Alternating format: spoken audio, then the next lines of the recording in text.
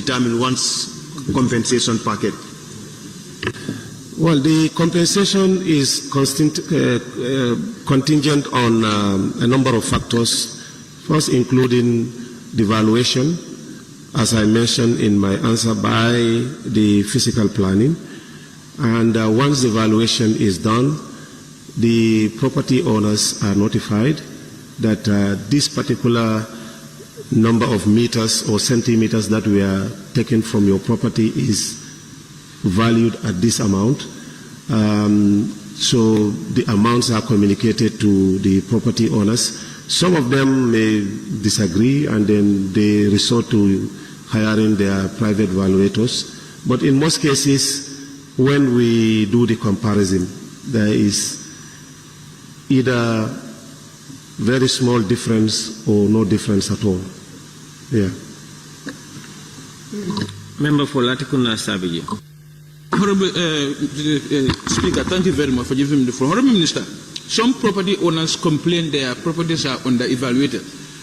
Can you allow the independent evaluators to do that evaluation and compare it with your ministry, please? Yeah, we do have some reports and complaints of undervaluation, but once that is done, we do send back the physical planning to reevaluate, and in most cases the results are almost the same. But property owners also in some cases do hire their own independent valuators, and then they compare it to ours. There is a criteria, as you know, on calculations and also determination on the level of compensation. Sometimes it can depend on the location where you are, or the amount of space used, or demarcated, or demolished from your property.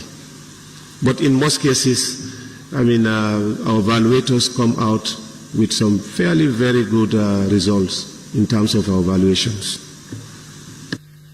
Nominated member Fatou Kejawara. Thank you very much, Honorable Speaker. Honorable Minister, what are the eligibility criteria in place in terms of documentation for affected families before the compensation?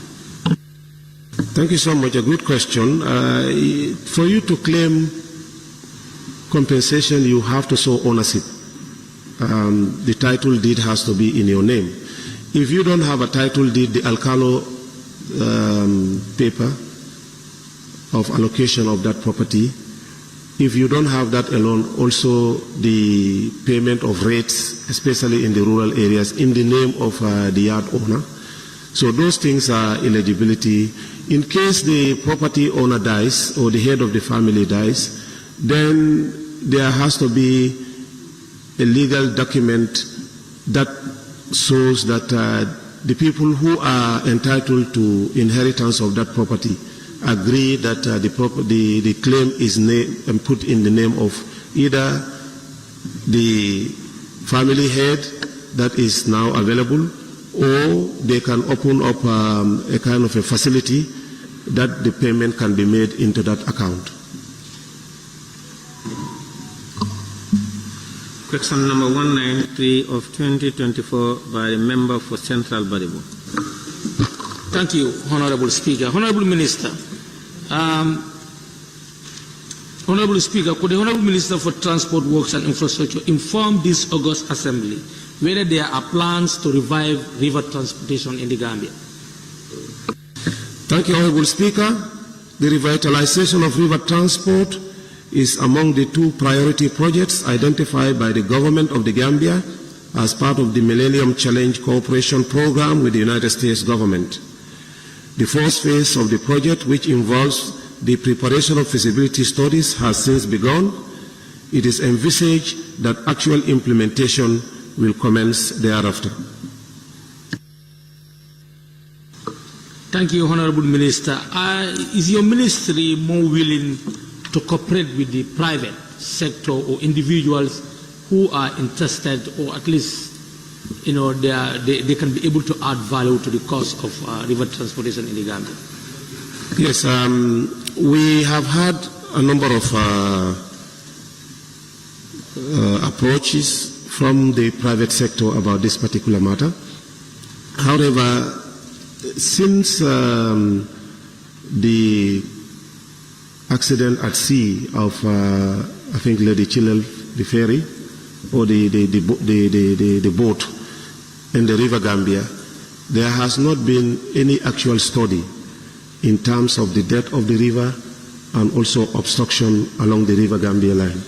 So this particular feasibility is going to do a comprehensive study of, one, the depth of the River Gambia, and also any obstructions along the river channel, because we've been told that some vessels have drowned into the River Gambia, and also some boats also are also along the water channel, along the right of way. So this study will uncover all those things, and then they are cleared to allow river transportation system to begin. The private sector once came, I think some 2 or 3 serious investors came, but when they look at the cost involved in the study and the clearing of the waterway, we've not heard from them since, because it's a very expensive process. Yes, thank you. Is your office, aware of any dry dock being put in Basse? Dry port? A logistic platform. Well, it's part of the Gambia Ports Authority expansion project that we have currently signed a concession. It's part of the answers that I will give in one of the questions provided here.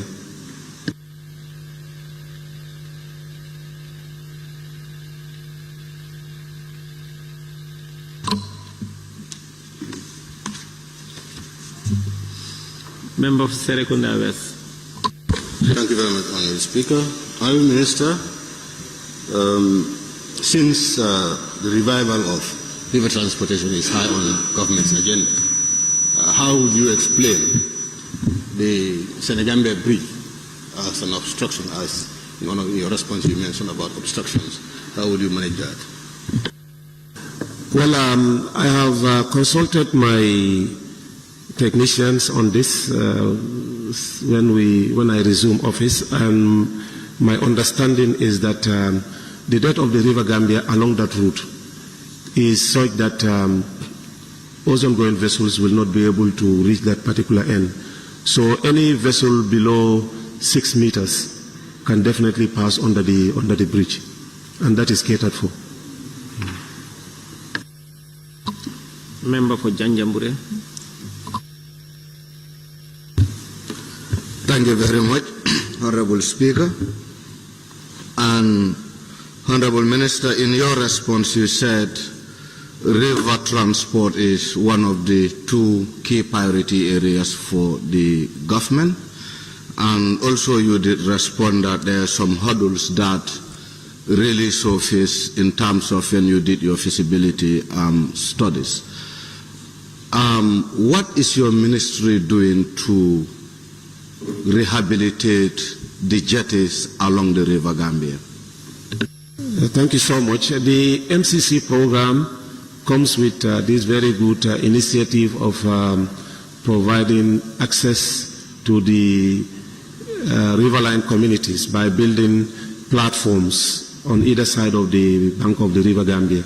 And I think our last estimation was that we were going to provide between 47 and 57. I can't remember the exact figure, but from end to end we will provide platforms on the riverbank.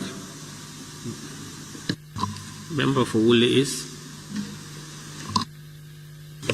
Yes, thank you very much, Honourable Speaker. Thank you very much, Honourable Minister. Honourable Minister, the survey you are talking about is very exciting. How far is it going? Is it going to stop at Basse, or are we going all the way to Koina for the survey? Well, wherever river transportation is feasible, this survey will look at all those things. But it will also look at even tourism facilities.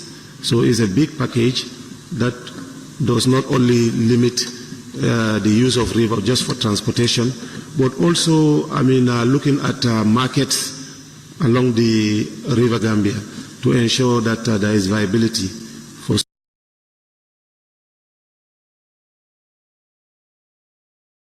some of those agricultural projects.